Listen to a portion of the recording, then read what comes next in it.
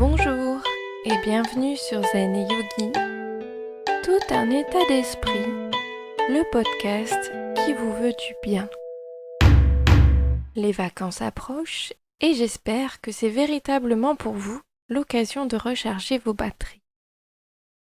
On va parler cette semaine de ce qu'il est possible de faire pour faire de ces vacances l'endroit idéal pour vous ressourcer, que vous partiez ou non en vacances.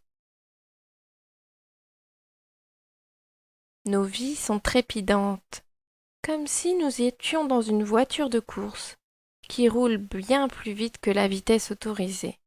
Et cela grimpe, encore et encore.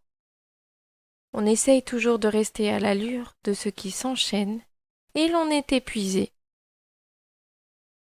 Parfois, ce rythme reste bien présent, même si l'on est en vacances. On a du mal à raccrocher. On pense quand même au travail, on ne se détend pas comme on le voudrait.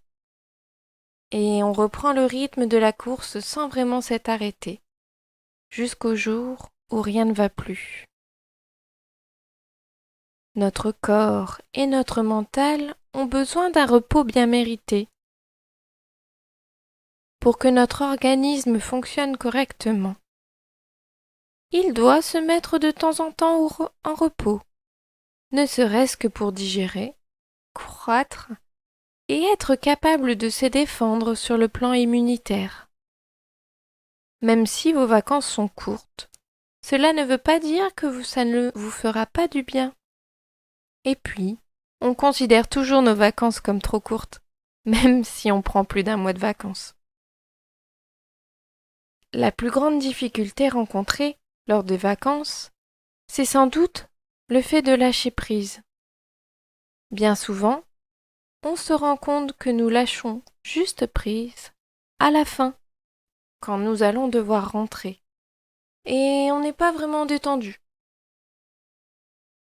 Et si nous apprenions à être constamment dans le moment présent, à dire chut à notre mental et à apprécier d'être juste là. L'été est propice à retrouver notre lien avec la nature, si belle en cette saison. Lâchez votre téléphone et partez à la découverte des paysages. Je suis sûre qu'où que vous soyez, il y a de la beauté partout. Faites des sorties que vous ne feriez pas en temps normal.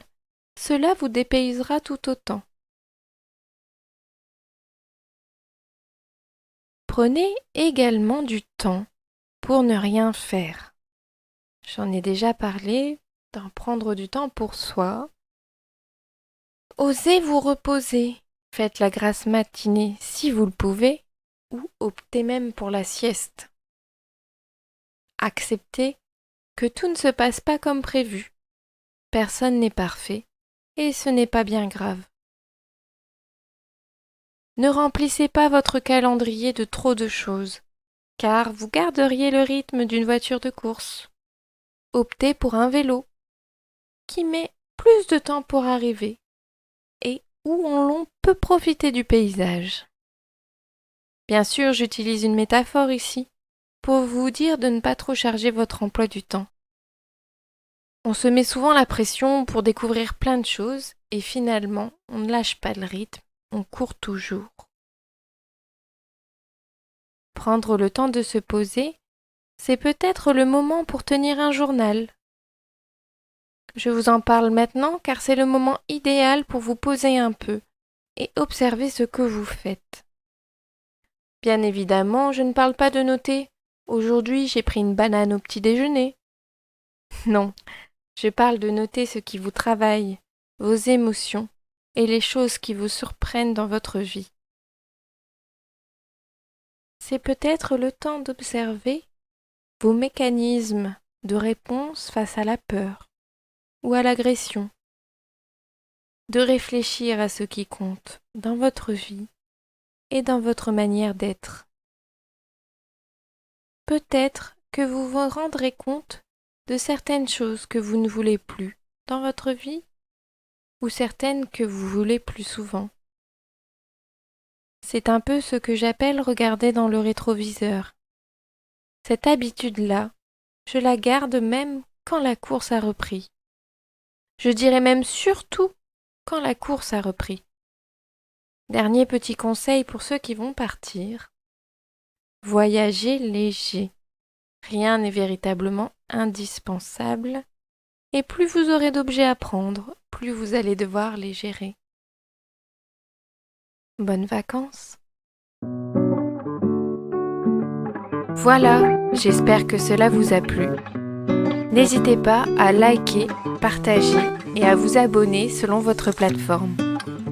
N'oubliez pas, le bonheur se trouve en vous, alors cultivez-le.